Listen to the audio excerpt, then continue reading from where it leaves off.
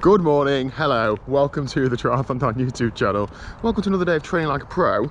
Yes, it's dark, and yes, I've already been for a swim. I feel like I need to do some sort of like tongue-in-cheek Instagram post telling people how hard I'm training because I'm up early in the morning. Now, all jokes aside, that was hard. Getting out of bed, I mean, it was actually difficult. It's not, I know a lot of people get out of bed really early. I'm not one of those. So when I was booking these swim sessions, I thought, well, what do pros do? They swim first thing in the morning. So I booked the sessions at 6:30 in the morning because that's what pros do. So 6:30 this morning, got in the pool. My triceps are absolutely killing. Like, I'm not underestimating. The first like 100 meters was one of the hardest things I've done for a while because it was just pain. So I did that. I was going to do some intervals, but to be honest, because the lane was actually well, I think there were 3 or 4 people in the lane, so I wasn't able to just swim continuously, so I just sort of used the traffic as the brakes. I was like, please somebody pile up in front of me so I can have a rest. I did 1,400 meters in total, no real intervals, but when I'm swimming like 100, 200, 300 meters, like it genuinely feels like an interval because I'm not fit enough to be swimming like that far in one go. I know it sounds ridiculous, I've done like what, 2 or 3 Ironman now, but it is what it is. Hopefully I'll look back on these days as I remember when I could hardly swim. But that was tough. So yeah, I did it when I was 1,400 meters. I did 1,200 yesterday, so I'm gonna try and bump it up. If I'm honest, I've pretty much run out of time today, so I could have probably done another 100 or 200, but other than that, that was pretty much it. So obviously it's pre-breakfast because there was no chance I was getting up in time to eat something before I started training, but I think that's quite good. I think people tend to do that. I'm just nipping now to a place to I don't know how much to give away in this video. Oh, I'm dead rubbish at this sort of thing. Basically, I'm taking my bike to, I mentioned a while ago that I might be stripping it down and having something done to it. So the new TT bike is, you see me now? The new TT bike is in bits. See you later. Also, let me know if your other half does this as well. Whenever I get in Liz's car, oh, shock horror, it needs some fuel. I'll send her a passive-aggressive text in a minute. Okay, so bike dropped off, breakfast done and dusted, just going to get on the bike. It's about 9:10 now, so hopefully be on the bike and pedalling for 9:30. Just little things like my swim not sinking to training peaks is like annoying me. Like I'm trying to sink it, I'm thinking, but I can't spend too long on this because I've got to start training, otherwise if I'm not on the bike for a certain time, I'm then not off until a certain time. It's pushing lunch back, pushing nap back, which I'm hoping to have. On the swimming thing, we're going to hear from my swimming coach, guide, God, who knows, a little bit later on in this video, so stay tuned for that. But for those that watched the video yesterday, I might have hinted or shown you that Liz spent several hours building a gingerbread house. Now, it's under wraps at the minute. It can't be removed from the cling film due to the, you know, how fragile it is. But yeah, I'm sure you might agree that that looks as if a small child might have made it. So well done, Liz, good effort, but perhaps stick to the day job, eh? Let's get on the bike. I also selected the colour for the bike, and it's on the back of this test square. Do you want to see it? Ah, not yet, not yet. Okay, so seeing as the weather is doing that, I'll be indoors for today's session. So I've picked a route on Zwift, so because this is going to be a relatively easy bike session, I picked the Pretzel, about 70 something K with a few hills, so that route should be a couple of hours, if not a little bit more. I'm hoping to do between 2 and 2.5 hours today. Just zone 2. It's not a super easy recovery ride because I'm going to try and stay in zone 2, but it's not meant to be a hard ride. I've got to be realistic. I'm going to try and hit sessions where I'm actually training and training hard. I can't just train hard all the time. So like today is a day where I'm going to swim, bike and run. I didn't have a hard swim, but it was hard. I can't have a hard bike and expect to do a good quality run session. My focus is predominantly running. I might see I'm doing a load of cycling this week. That's more through injury prevention than anything else. So a couple of hours in zone 2 this morning, and then motivate myself to get through this couple of hours this morning, do a few jobs in the house because I still do have my chores list, and then have a nap, have a lunch. I'm hoping to get a good run session in mid-afternoon. Oh, it's tough being a pro, man. So 52 minutes in, it's turned into probably a top end zone 1, bottom end zone 2 ride. My legs are feeling it, so I cannot push hard. So I'm in first gear. I've run out of gears. I'm grinding up to the radio tower. How can I run out of gears on an imaginary bike? Oh dear. Anyway, I've just spent the last, 52 minutes replying to Instagram comments, YouTube comments. I'm not saying that to say, oh, look how popular I am. What I mean is, I've really enjoyed reading them thoroughly, hearing the stories from you guys and girls' weight loss and your journey through sport. Genuinely, absolutely incredible. So I've definitely love to get some people on at some point in the new year to share their stories, because people will be inspired by it. You might be sat at home now and you've done something You might not think it's incredible, losing 2 stone, getting into sport, all those sorts of things. Trust me, it is. And a lot of people will be inspired by that and will change their lives because of it, so let's do it. I've still got a few to go actually, but I'm just thoroughly enjoying it, so to be honest, I'm dragging it out. Makes time pass faster whilst I'm on the bike, so yeah. Oh, it's freezing. It's hard to actually moderate temperature, right? So I've got my fan on and the door open, but because it's like cold air on my hand, I'm going into Michael Jackson mode. I've got my right glove off so I can type, and it's on top of the towel so I'm not in the cold. Left hand with the glove in front of the fan. Struggles of a pro triathlete, hey. Anyway, let's crack on. I need a wee stop in a minute, but I'm trying to get to halfway before I stop. Okay, so I'm just gonna have an easy warm down. I'm gonna call it at 2 hours. My heart rate has hardly budged from like the high 90s to low 100s. I know that's when I'm tired. Like, I really struggle to get my heart rate up, so it's just a signal, but what else do I expect? I think it's just a result of, I've been on the bike for 9.5, 10 hours in the last 3 days, so that's a decent stint. I'm really looking forward to getting some lunch, having a shower, having a nap. My priority order for that though is shower first. I'm not paranoid about getting a saddle sore.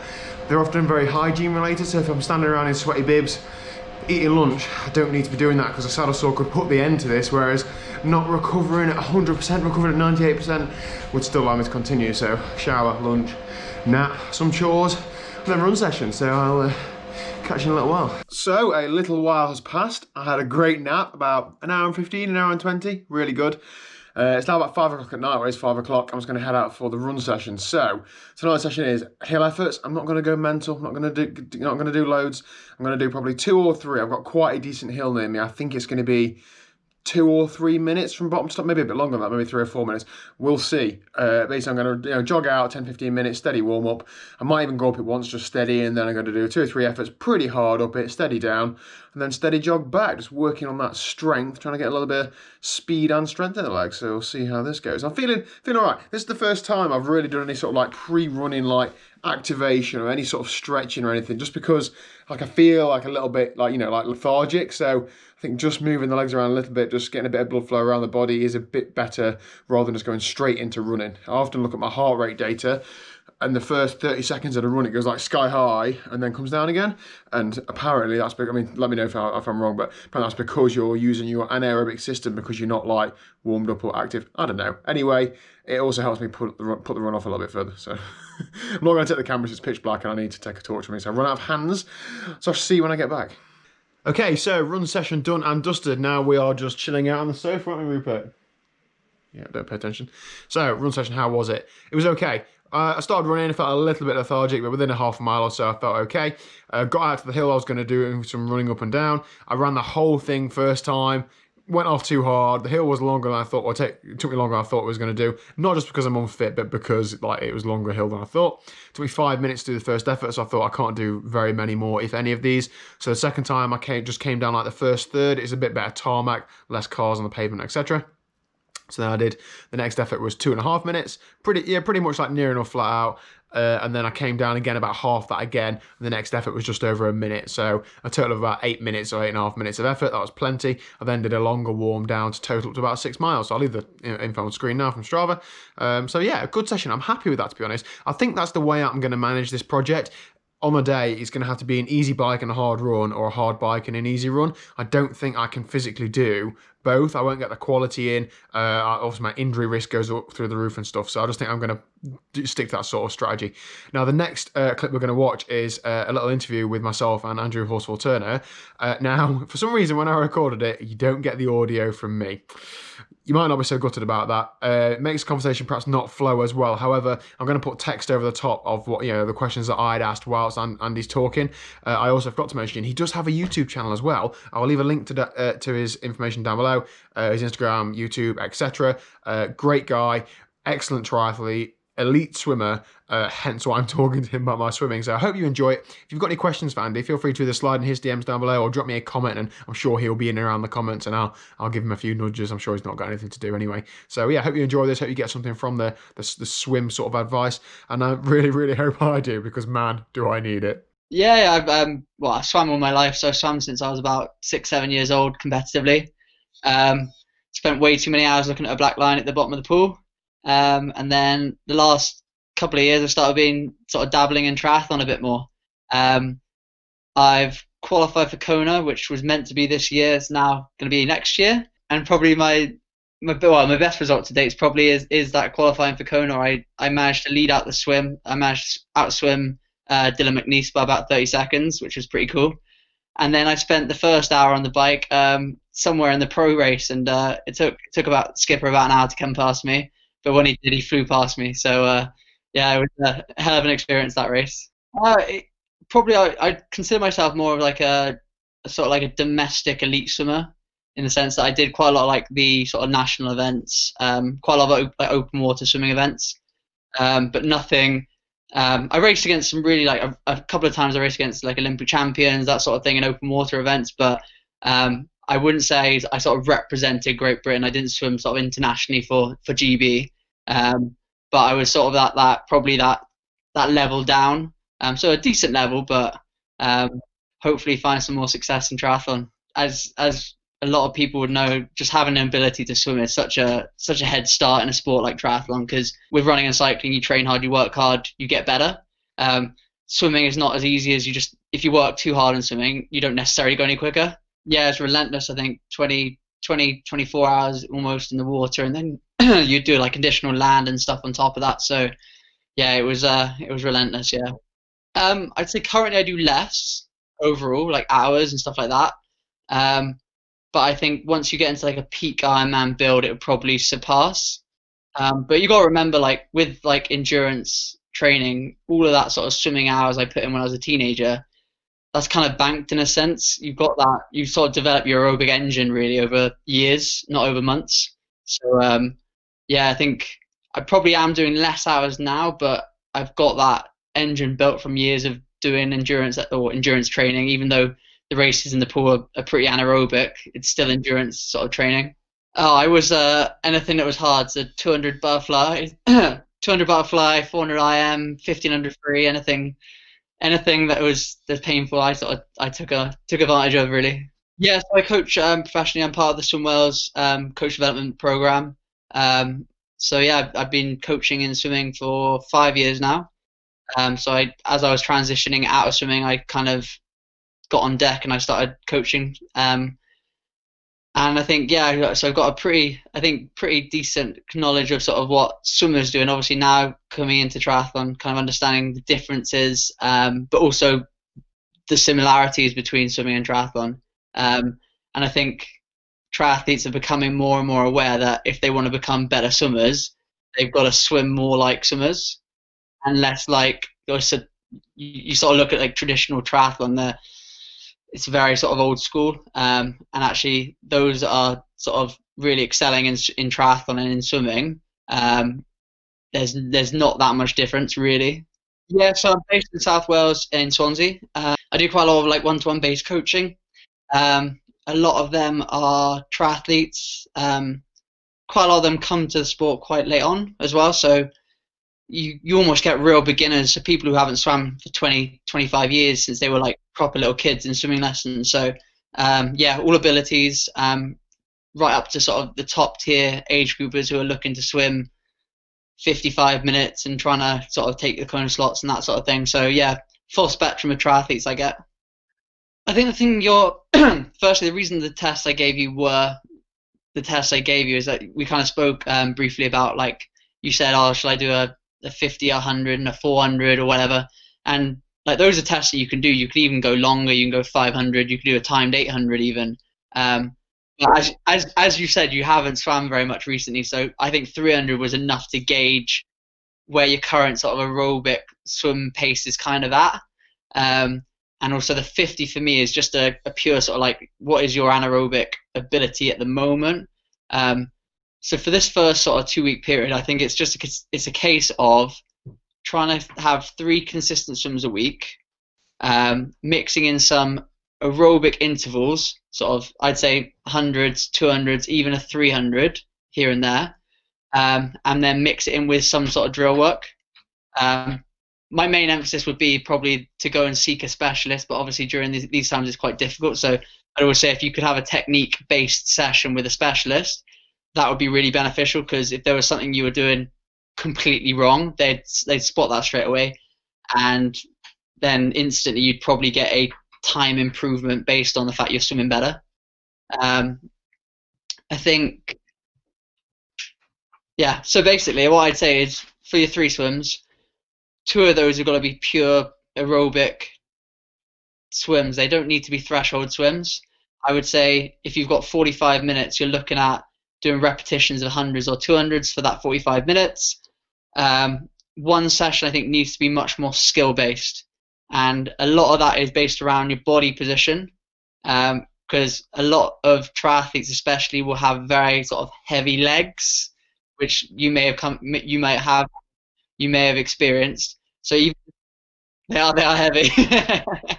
Yeah, so the foundation of getting back in the pool is literally just trying to get your alignment. And if you watch the PTO championships, they had a guy called Rowdy Gaines, who's a sports commentator for swimming. And he spoke about posture, line, balance, and he kept banging on about it. A few people were like, what's this guy talking about? But that's it. Like being able to get flat in the water where your legs are kicking behind you and they're not dragging along, you could see a massive improvement over your 50 and your 300 just by trying to get your legs a little bit higher. So yeah, definitely 2 sessions aerobic, 1 session really focusing on the skills. Repeat that twice, and I would be shocked, based on the fact you haven't swam for a while as well, I'd be shocked if we couldn't see a small improvement in both the 50 and the 3. And then as you say, like 2 weeks training like a pro, you're just scratching the surface in a sense, because your long-term goal is like Ironman Wales next year or whatever. But hopefully this does kickstart that sort of period for you. And my biggest bit of advice would probably be you need to seek some sort of professional technique coaching, which is what I specialize in quite a lot, just so you know when you're doing drills and skills in the pool, they're correct for you, and that you're not just doing a drill because you've seen it on YouTube, basically. Well, you'll know this. You can be really, really, really fit and get in the pool and still feel like the most unfit person in the world. There is like swim specific fitness, if you know what I mean, and that's a lot of it is muscular because we're using the upper body and that sort of stuff. But that being said, I still think that the technique trumps all. If you're swimming with a good technique, it doesn't matter how unfit you are, you won't break down as much, and you will continue to move through the water faster than others, especially with a wetsuit. So for me, technique trumps everything. I think it's about how it comes down to how time crunched you are, and if you have sort of like 12 to 15, or if you're more on like sort of the 9 to 12 kind of range. But what I'd always say is the regularity is the best bit. So if you can fit in 3 consistent swims every week, even if they're like 30 to 40 minutes, 30 to 45 minutes even, doing 3 of them a week is better than doing an hour and a quarter on a Sunday and only doing that every once a week, you know? So I'd always say like you're better off doing little and often, rather than 1 session, big long break, 1 session, big long break, which I know is difficult for some age groupers, but I think with the ability to go to public swimming pools in the mornings and stuff like that, even if it's on your way to work and you quickly stop in for 30 minutes, you've only got to set your alarm clock 30 minutes earlier. And even if you are really time crunched, you still might have enough time to do like an easy run that morning. So yeah, I just say quick, like regular sessions throughout the week, but regular sessions month to month as well. So if you're going 3 a week this week, 3 a week next week, you kind of want to go, right, long-term goal is in 9 months' time. I'm going to try and make sure I get in my 3 sessions every week from now till then, because that what will really pay off. And you've also got to think about like the tactical sense of even if you are racing a 10, 11, 12, 13-hour Ironman, do you want to be coming out of the water in an hour and 20, hour and 30 and having to try and cycle through the field? Or do you want to be coming out the water slightly further up and actually having athletes that are similar abilities to ride with and legally draft, you know what I mean? But it does change the dynamic, especially for the first couple of hours on the bike for you. Well, I wanna obviously try and have a crack at the swim course record. I think if you're traveling 17 hours of flights to all the way over to Hawaii, you've got to have a go, haven't you? But yeah, so that's one of the ambitions. I still want to have a really good overall day. And as I said to you on via Messenger, if that's kind of like one of the side goals. And if I did it, then great. But I'm still going to carry on and do the rest of the day. If I miss it, then sort of, oh well, it's not the end of the world. It's just one of those sort of fun goals that I'm going to obviously try and get myself in shape to do it. See what happens then. So there we go. That was about it. I think I spent a long time wrapping up the conversation, dragging it out, etc. So I'll save you from that and replace it with this part now. No. Thanks to Andy for his time. Really appreciate it. As I said earlier, if any of you guys are interested in any swim coaching, if you're in the Swansea area, I know there's a lockdown for the next few weeks, but hopefully post that you'll be able to get some swim coaching in if you like. All of Andy's links are down below, YouTube channel, Instagram, etc. Please do hit him up. Tell him TriathlonDan sent you. Very much appreciated. I am now, what am I now? 2 swims in, so hoping that another week and a bit and I'll be a bit better at this swimming log. But yeah, good day today. Really happy. What was it, like 3.5 hours of training again? So another solid day. But on to tomorrow. The days are ticking by, but they're not ticking by easily. I'm feeling quite fatigued now. I'm going to get a nice early night. It's about 8:30, so I should hopefully have this video wrapped up by 9 o'clock-ish. And that is it. So I'll see you tomorrow at 4 p.m. Thank you very much for watching. The support is definitely spurring me on, so I will keep working. See you later.